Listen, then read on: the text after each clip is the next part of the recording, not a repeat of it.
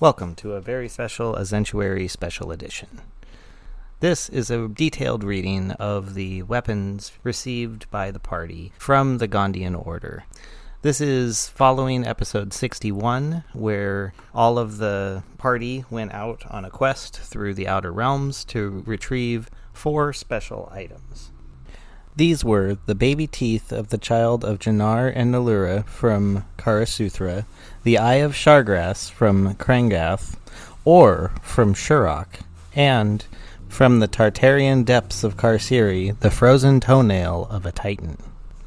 These items were brought back to the Great Forge of Gond in Sigil, where they were given to the apprentices. After a day of waiting, the apprentices returned, giving each to the following. To Dane, the Soul Axe, +3 to hit, damage of 1d12 per 1d4 hit points, with a max of 2d6 sets per swing. Damage is both magical, slashing, and psychic. For example, on the use of this weapon, each round that it is to be used in an attack, the player must roll 2d6. So for this example, they roll 2 and get a total of 7. They would then roll 7d4 to determine the hit points lost. For example, 17. They would then roll 7d12 plus strength plus proficiency to determine damage from the weapon. Doing a random roll, this comes to 50. At this time, the target must succeed a DC 15 intelligence save or take an additional half damage of the attack, 25 in this example. Additionally, if the axe is used more than once per turn, 1 level of exhaustion is added to the player. To Rey was given the Soul Arrow, an arrow of pure energy drawn from the quiver and shot like a normal arrow. It infinitely regenerates in the quiver. There is a minimum dex of 18 to use, and it has a +5 to hit. Each arrow does 2d8 force damage per 1d4 hit points, with a max of 2d6 of sets per shot. Damage is both piercing and psychic. For an example, we would roll 2d6, get a total of, say, 9, then roll 9d4 to determine hit points lost, say 22. Then finally roll 18d8 plus dex plus proficiency to determine damage from the weapon. In this example, I rolled 81 damage. Targets must then succeed a DC 15 intelligence save or take an additional half damage of the attack. From this example, 40 additional damage would be taken. There is a caveat, however. If the arrow is used more than once per turn, 1 level of exhaustion is added. To Kasros was given a Druid's Collar. The cost of this item is split between Wild Shape and base stats, or halved in standard form. The wearer is to channel their life force through the collar and into the claws, staff, or item of choice. This is similar to Gambit from the X-Men.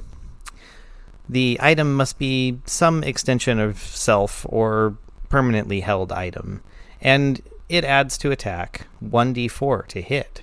It also does 2d4 per 1d4 hit points with a max of 3d6 of 1d4s. For example, at the beginning of a turn, player would roll 3d6 and get a total of 10. Then roll 10d4 to determine hit points lost, 25 in this example, half of which go to the player and half to the Wild Shape. Then they would get to roll 20d4 plus dex plus proficiency to determine damage from the weapon, 62 in this example. The target must then succeed a DC 15 Constitution save after 2 consecutive hits or be knocked prone. However, if the attack is used more than once per turn, 1 level of exhaustion is added to the Wild Shape only, or, if this is being used in the base form only, DC 15 Constitution save, and 1 level of exhaustion on a failed save of the player. And finally to Alpha, who was given the Bracers of Rock Lee. This is an item that must be worn for at least 1 day to attune, and can be dropped as a bonus action. Upon drop, he must roll 1d4. Then apply haste, where he gets an additional AC of 2, advantage on dex saves, and an additional action. The roll determines additional dex +1 and level of exhaustion applied after the effect time is concluded, though there is a maximum of 3. We call this the key focus bonus, for at the beginning of his turn, before performing any actions, he must roll 2d10 plus 1 and immediately take that damage upon attack completion.